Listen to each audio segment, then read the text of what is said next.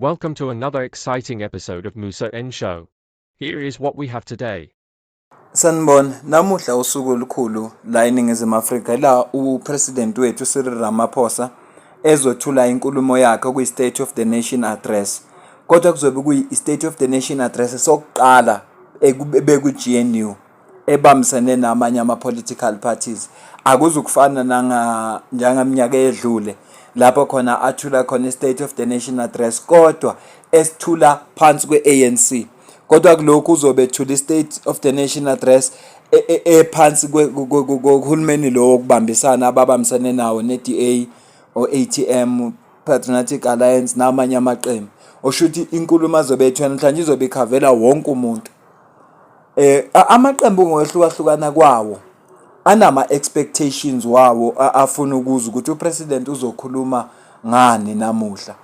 Ne-EFF ke nawo bayibuzile ukuthi bona yini abayilindele kupresident ukuthi angase akhulume ngayo njengoba kuyi-State of the Nation Address. Uzokhumbula ukuthi kwi-statement esikhishwe yi-EFF izolo mayikhuluma ngokunyuka kukapetrol ikubeke kwacaca ukuthi lokunyuka kapetrol kunyuke i-cost of living kubantu, kukhuphuke ukudla, kuphela imisebenzi ingabibikho. Kuyinkomba nje ezikhombisa ukuthi uhulumeni esinaye lo siphethe we-GNU akanayo iplan yokuthuthukisa izwe kodwa baphila phansi kwesimo la bafuna khona ukujabulisa izimakethe, bathemba ukuthi private sector iyona ezonyukwenyula iSouth Africa kule nkinga ebhekene nayo yokuthi cost of living ibe high, emsebenzi ingabibikho, into ezinjalo ukuthi kukhuphuka upetrol, impilo yabantu, inhlupheko nje izinga lenhlupheko likhuphuke. Spokesperson se-EFF uKomisar Thembi Msane bambuzile abezindaba namuhla ukuthi bona njenge-EFF yini abayilindele ukuthi upresident mayesethula inkulumo yakhe angahle ayibalule. Uphendulile-ke ngizomcaphuna manje kodwa ngaphambi ngimcaphune ngiyacela usubscribe kule channel, ulike ivideo, ushiye ukubona kwakho comment section, ungajoyina ne-membership yale channel iqala nje ku-20 rand ngenyanga ukuya phezulu. Ngicela noma kuvela ama-advert uwabuke, ngokwenza njalo uyacontribute kule channel financial. Nangu-ke u-spokesperson we-EFF uphendule kanje. Well, we have been listening to Cyril Ramaphosa's State of the Nation address for the longest of time, and worse now under the GNU, which has failed in all its promises that when they signed into contract that this is what they will have to implement. Now we're looking for implementation. There are so many bills that have been enacted into law, and what we've seen with this marriage with the GNU is they are moving, the DA is moving right, and the ANC is moving left. We doubt there will be any change. Unemployment is skyrocketing in South Africa. Students they can't find universities. It's either their debt has not been settled, so they can't have access to universities. We're not expecting much from Cyril Ramaphosa tonight, except for his forked tongue that is shown with discussions with Paul Kagame. Meeting Elon Musk, which makes no sense. Why are you not meeting the head of state of America? Ngoba futhi manje kuwesi njengoba ku-GNU into yokuqala nje inkinga ukuthi i-ANC idonsi yangaka right, i-DA idonsi yangaka left. Manje okukhombisa khona ukuthi zincane kabi izinto ongazilindela kubantu abanjalo. Okunye kwesibili uthi into eseyifuneka manje ukuthi implement kusayina amabhili amaningi kabi into law, kodwa into eseyifuneka manje ukuthi implementwa nini, implementwa ini kanjani. Nansi indaba uthi kodwa ayikho nje into elindelekile kuCyril Ramaphosa phandle nje kolimi lakhe ngoba umuntu ke ongenabo ubudlane obuhle neqiniso. Manje yilokho nje ngathi yakhulunywa uthi mawubheka nje la izinga lokubantu abangasebenzi likhuphuke kakhulu, kungesikho lokho kuphela. Even ama-student amanye awakhoni ukuqhubeka nesikole ngenxa yokuthi isikweletu abanaso esikoleni siphezulu kakhulu. Abanye bagraduateile abakwazi ukuthola iy'tifiketi zabo ngoba bakweleta imali eningi ey'koleni. Manje ayikho into entsha elindele ukuthi izoshiwo upresident uRamaphosa, yikho nje ukuthi kuyolalelwa yena. Kodwa nje njengoba besenza kanje ne-DA behlukene, ayikho nje into engathi inomqondo nje ezoshiwo uRamaphosa abalindele lutho olutheni ngoba bayamazi ukuthi unolimo oluhle okodwa olukhuluma izinto engezona iqiniso. Sizophinde simcaphune futhi ngoba la kule yade simlale khona bekhuluma nabe 702, so phinde simcaphune futhi ekhuluma bese ngena kwindaba ka Dr. Mbuyiseni Ndlozi. We wouldn't be amazed if he fails to do that because he's failed in all his previous sonas. There's nothing that has been implemented since his first sona. It's to prioritize infrastructure development, which is going to create a lot of massive job creation. As you can see, there's so much youth that is sitting idling without work, and industrialization will be the one that will create Uyamuzwa kusisi uthi cha akuna direction njengathi uyilindele noma khona izwe lonke lilindele i-direction ukuthi yipi direction azosipha yona upresident. Uthi futhi kudala silalela ama-State of the Nations address akhe uRamaphosa kodwa kuzo zonke izinto ayishilo khona eyodwa izinto implement wafeyila nje impela kakhulu kuma previous State of the Nations address ukuthi asho into bese ibonakala leyo nto ilandeleka yenzeka.